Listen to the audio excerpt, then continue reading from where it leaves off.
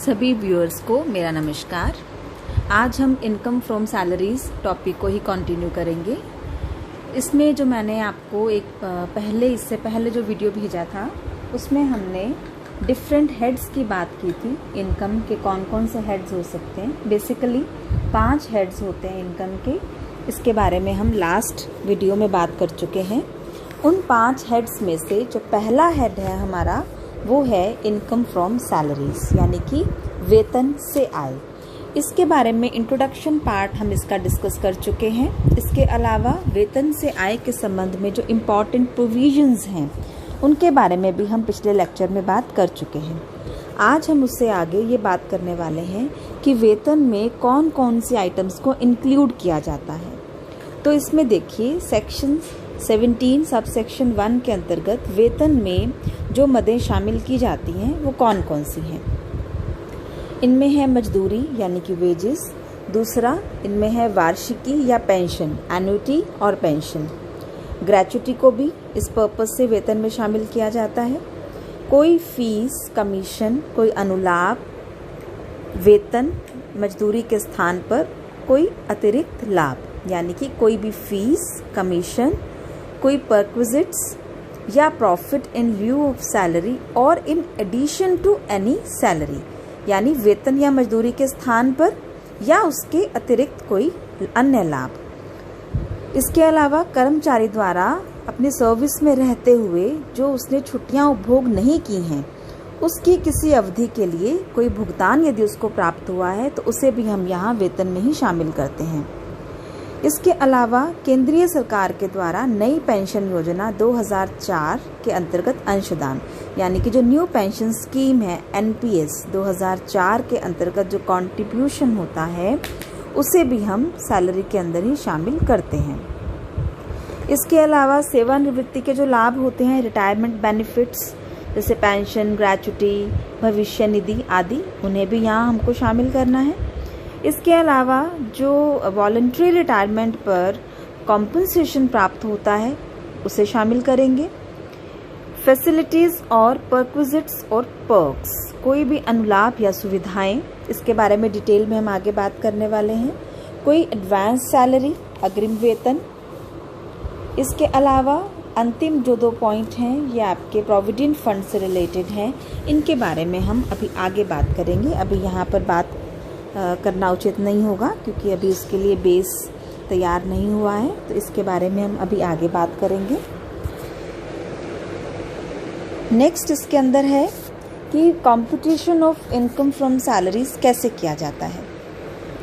वेतन से आय की गणना करने के लिए यहाँ मैंने एक छोटा सा फॉर्मेट बना रखा है, आप इसको देखिए।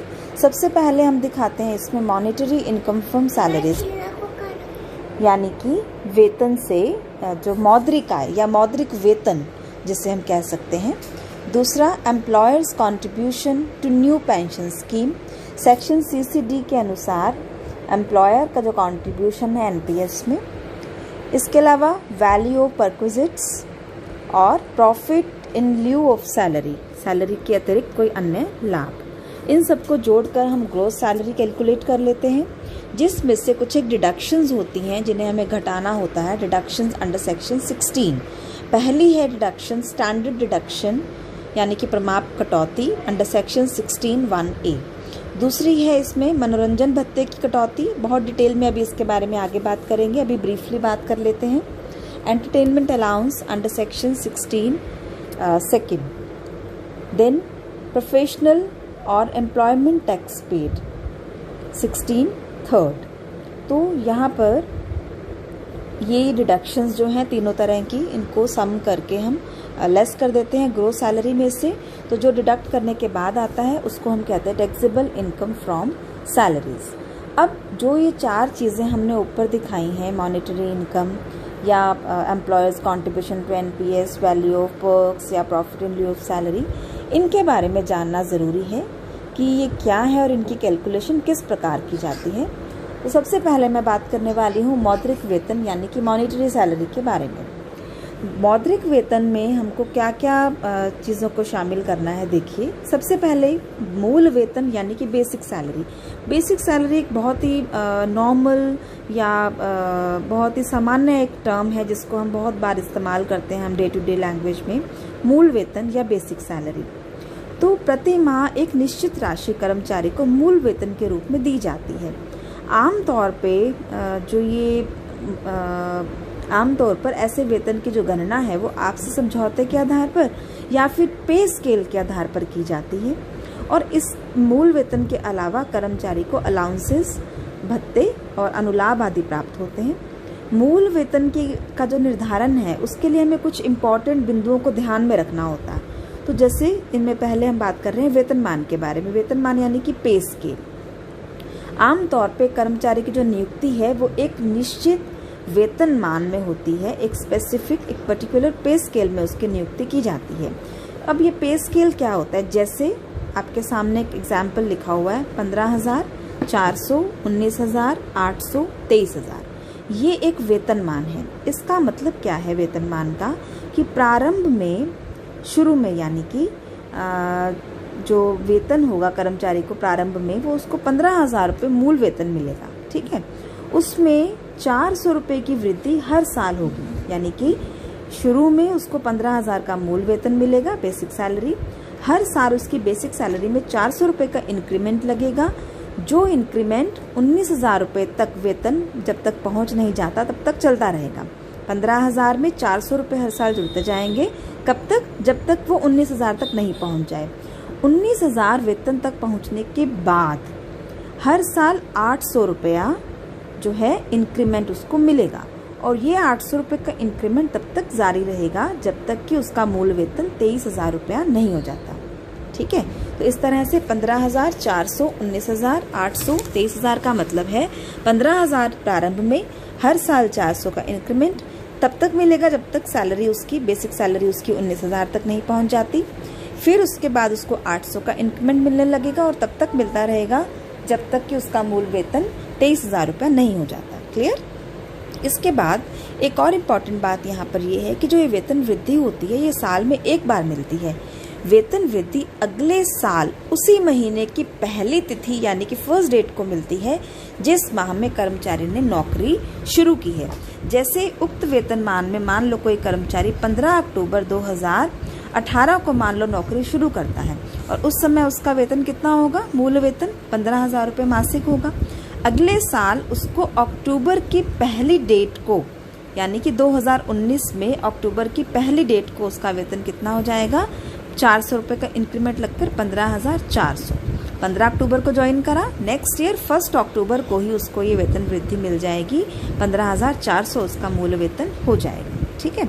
एक बात और यहाँ पर कि नियोक्ता यानी कि एम्प्लॉयर चाहे तो किसी भी व्यक्ति को उसकी फर्स्ट अपॉइंटमेंट के टाइम ही अग्रिम रूप से वेतन वृद्धि भी प्रदान कर सकता है। ऐसी स्थिति में केवल प्रारंभिक वेतन बदल जाएगा, बाकी पे स्केल पर कोई भी प्रभाव नहीं पड़ेगा। यानी कि मान लो इसी एग्जाम्पल में यदि नियोक्ता ने कर्मचारी को 5 इंक्रीमेंट अग्रिम रूप से ही दे दिए, एडवांस में दे दिए, तो 5 इंक्रीमेंट का मतलब 5 गुना 400 यानी कि 2,000, यानी कि उसको शुरू से ही 15,000 प्लस 2,000 17,000 रुपये से उसको स्टार्टिंग से वेतन दिया जाएगा और अब उसका वेतन 17,000 से शुरू होगा, यानी कि 17,400, 19,800, 23,000 रुपया होगा। ठीक है। इसके अलावा एक और इम्पॉर्टेंट चीज़ यहाँ हमें डिस्कस करनी है कि 6 पे कमीशन जो है, छठा वेतन आयोग, उसके अनुसार जो भी सरकारी और अर्ध सरकारी कर्मचारी हैं उनके वेतन के निर्धारण में वेतनमान के साथ एक ग्रेड पे जो है वो, और कॉलेजेस और यूनिवर्सिटीज़ के जो टीचर्स हैं, जो प्रोफेसर्स हैं, असिस्टेंट, एसोसिएट या प्रोफेसर्स, उनको यूजीसी ने एक एकेडमिक पे भी दिया है। 1 जनवरी 2006 के बाद प्रत्येक सरकारी कर्मचारी का मूल वेतन ज्ञात करने के लिए उसके वेतनमान के अनुसार वेतन और जो उसका ग्रेड पे है उनका जोड़ उसका बेसिक सैलरी यानी कि मूल वेतन माना जाएगा।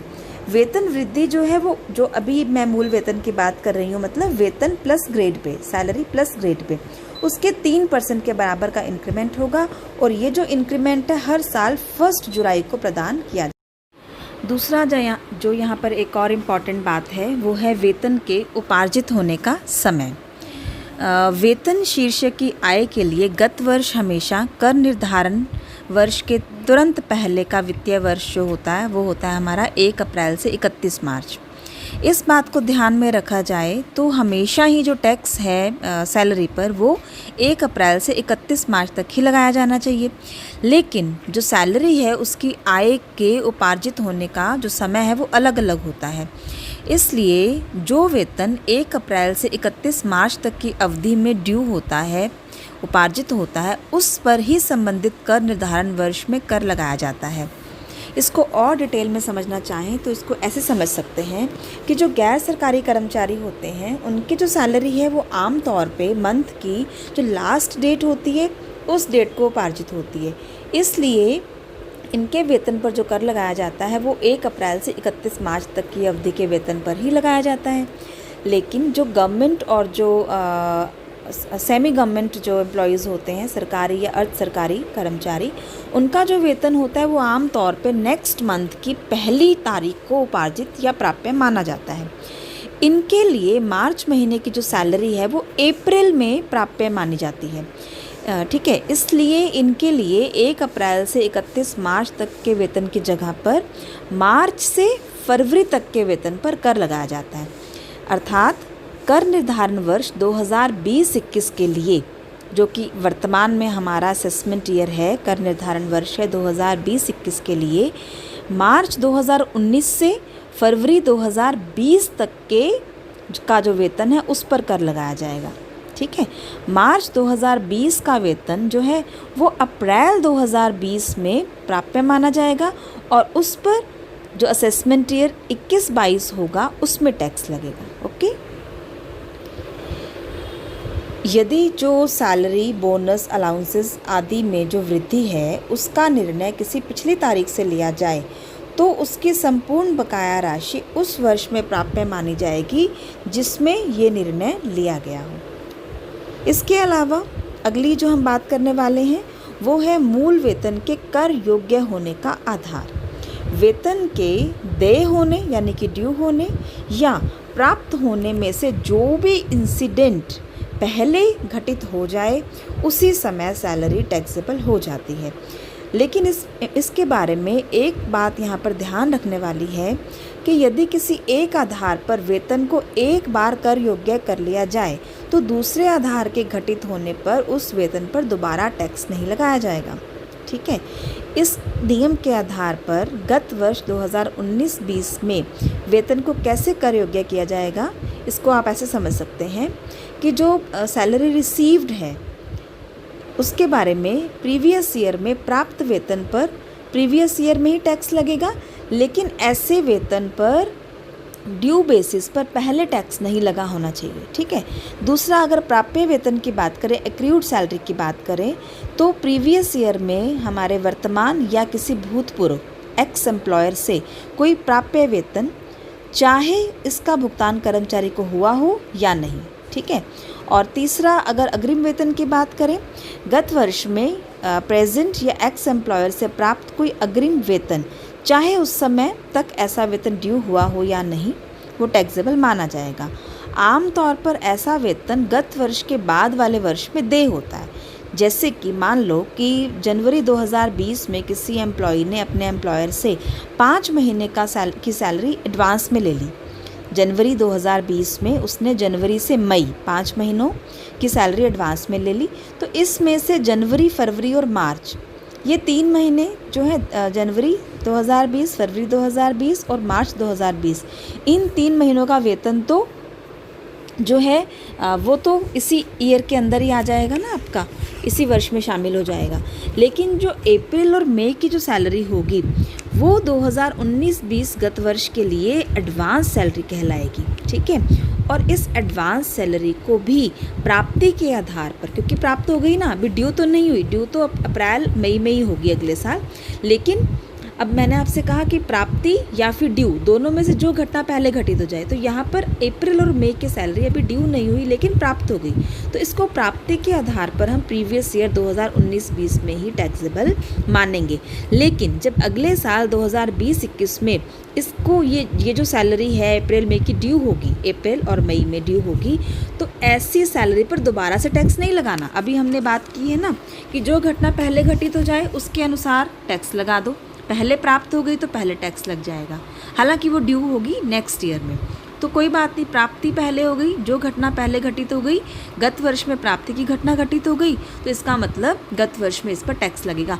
लेकिन इसके साथ ही मैंने ये बात करी है कि अगर किसी एक आधार पर वेतन को एक बार टैक्सेबल कर लिया जाए तो दूसरी घटना के घटित होने पर दोबारा टैक्स नहीं लगाना। ऐसा नहीं कि अगले साल जब वो ड्यू होगी तो हम उस पर ड्यू होने के आधार पर टैक्स लगा दें, ऐसा नहीं होगा। तो आई होप आपको ये चीज़ समझ में आ गई होगी। बाकी ये तो अभी हम थ्योरेटिकल बात कर रहे हैं, जैसे जैसे हम न्यूमेरिकल क्वेश्चंस करेंगे चीज़ें हमें और भी ज़्यादा क्लियर होती जाएंगी। तो आज के लिए, अभी के लिए इतना ही। Thank you so much.